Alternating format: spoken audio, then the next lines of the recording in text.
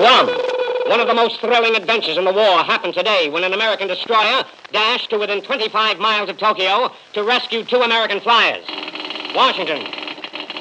Edward J. Flynn, the New York Democratic leader and the personal friend of the President of the United States, has gone to Moscow to improve and stabilize relations between Russia and the Vatican. Hollywood. Joan Fontaine, the moving picture star and the recent wife of actor Brian Ahern, will marry producer John Houseman in June. New York City. James Dunn, the leading man in the moving picture called A Tree Grows in Brooklyn, and Edna Rush, also of the New York stage, will be married sometime next week. New York City.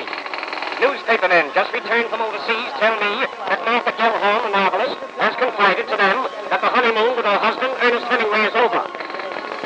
San Francisco. The Tokyo radio is screaming again. This time the Japs declare that American formations are roaring in at night. That would make it our 3rd raid on the Japanese capital within the last 24 hours. Chicago. The New York Daily Mirror tonight reports that Sergeant Joe Louis, the heavyweight champion of the world, and his wife, Marva, will confirm the long-time divorce rumors sometime next week. Here's more on the bombing of Hirohito's Imperial grounds. The British radio reports that part of the barracks of the Imperial Palace Guards were demolished. Tokyo admits that American bombs fell near the Omiya Palace, home of the Emperor's mother. More later. Behind the international front, inside Japan, Tokyo, a terrific shakeup in the Japanese cabinet caused by all the American victories is about to explode. Behind the scenes, Dr. Heinrich Stammer, that's S-T-A-H-M-E-R, the Nazi ambassador, is maneuvering desperately for a Japanese military cabinet. One that he hopes will attack Russia. This Dr. Stammer is credited at Berlin, Germany, with arranging the attack on Pearl Harbor. Stockholm. The Nazi Gestapo is starting to burn its secret papers. Bern, Switzerland. The German army is now rationing its ammunition. 20% of all German explosive factories are now in Russian hands. Moscow. The Russians are consolidating their gains. From the east bank of the Oder, the Russians intend to launch the knockout punch of the war. Stalin has nearly 18 million men under arms, outnumbering the Nazis 4-1. Manila. The Japanese army and the Japanese Navy are practically fighting each other. The Japanese Navy's chief duty is to ferry the Japanese army. But the Jap Navy not only cannot deliver reinforcements, it can't even defend Tokyo waters. Japanese army men now blame their Navy for losing the fleet, the war, and face. It is now beginning to look like the Japanese boast of writing the peace in the White House will come true. Unconditional surrender. Washington. In spite of her hypocritical change of face, Argentina is massing troops on Chile's border. Chile fears attack within the year. Top Nazi munitions makers are directing Argentina's war preparations. Argentina is desperately trying for an American Munich at Mexico City with some American backers that would amaze you. You, not Winchell. New York.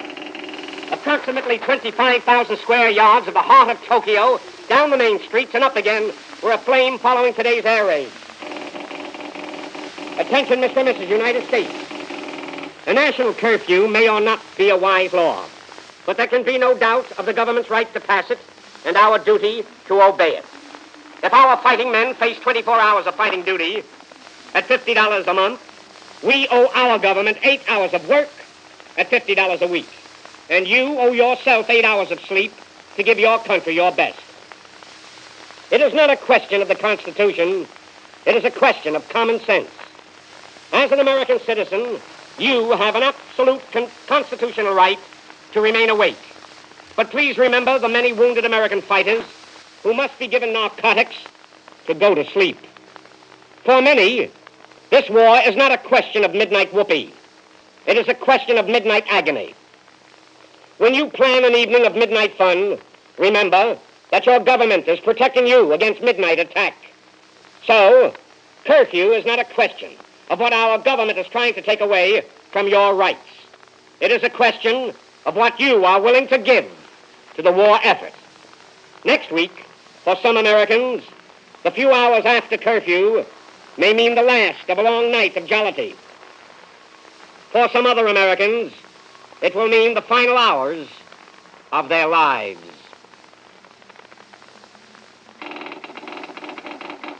Washington. The Boston Dog Show is the first of its kind to be canceled.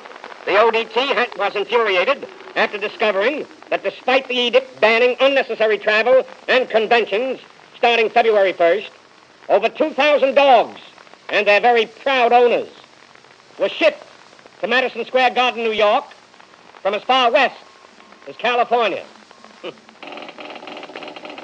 New York. It's another little digest. A girl at the Horace Coons at the French Hospital, New York City. The father is the associate editor of Pick magazine. Mother is on the staff of Life. New York City. Frank Lesser, the songwriter genius, has composed another very fine number, which may become an American folk song. It was inspired by a soldier hero by the name of Private Roger Young. Roger Young, ladies and gentlemen, died to protect many of his comrades caught in ambush. This song by Frank Lesser, who also wrote Praise the Lord and Pass the Ammunition and many other very fine songs, will be the subject of many articles in various magazines very soon. New York. The two New Yorkers, S. Cadell and his daughter Marie, whose espionage activities for Germany were exposed by the FBI, will be sentenced on March the 1st. They may each get 20 years. That's not enough. A reporter's report to the nation and to the wounded servicemen in the studio tonight. The International Rogues Gallery Confidence Man Division. His Majesty's Intelligence Service has its very own horror story. Here it is. Some years ago, before this war, Great Britain and Russia reached a point where the British embassy staff was asked to leave Moscow. A certain Norwegian major, posing as a friend of the British, was left in charge of the records in the British embassy. These included the confidential files. And this is why it is called a horror story. The Norwegian major, trusted by the British to guard their confidential files, was the infamous Vidkund Quisling, the Norwegian traitor whose name Quisling will forever after be a synonym for treachery. International Rogues Gallery, attention newspaper editors. Raymond Fernando Cuesta is the top agent for Franco in the Western Hemisphere. He is very busy writing a propaganda history of Franco for distribution in the Americas. This fascist promoter was exchanged as a prisoner in the Spanish Civil War by the International Red Cross. He immediately double-crossed the Red Cross by rejoining Franco's army. He is now chief contact man with Hitler and chief Spanish spy on this side of the world. Be careful then when his tripe reaches your desk. He should be marked for trial with other war criminals. Attention newspapermen and magazine editors. There is a Greek admiral lecturing in the United States. Admiral Sakella Ariou, I think it is. Anyway, Sakellariou.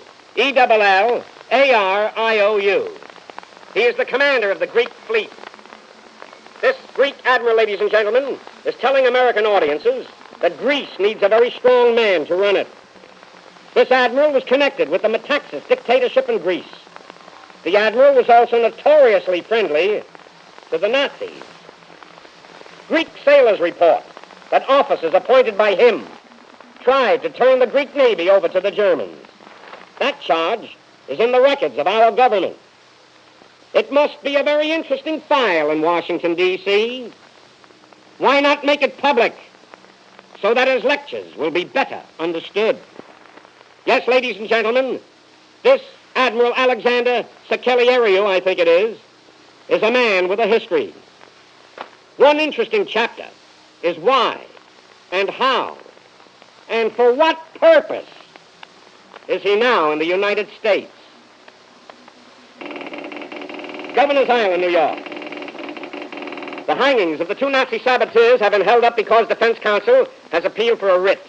He contends that Colpaw, the American half of the saboteurs, should be saved from death by a technicality. Colpaw himself, ladies and gentlemen, at his trial, a very fair trial, confessed to being a spy and a traitor. But his lawyer says he didn't say positively. And now, Mr. Ben Grauer and Company for Jergens Lotion. I'll be back in a flash with a bolt from the blue. Tokyo. The Japanese are hysterical with fury because of today's wonderful bombing of the Emperor's imperial backyard. One bomb struck his mother's house. What, only one? Premier Koiso has requested an audience with His Imperial Majesty to apologize for what Premier Koiso called the arrogance of American airmen. What Premier Koiso apparently means, ladies and gentlemen, is that he wishes, censored, Japan didn't attack Pearl Harbor. Ladies and gentlemen, here's another add to that. Premier Koiso announced that he will apologize on behalf of his cabinet for, quote, the Japanese government's unforgivable negligence in permitting American bombs to drop on imperial property. And that, ladies and gentlemen, winds up another Jurgens Journal until next Sunday night at the very same time. Until then, and with lotions of love, I remain your New York correspondent, Walter Winchell, who thinks that no American should gripe about the nightclub curfew. Making whoopee can kill time, but it can't kill Japs. Good night. Check out my other videos and subscribe, and let me know what you think of this video.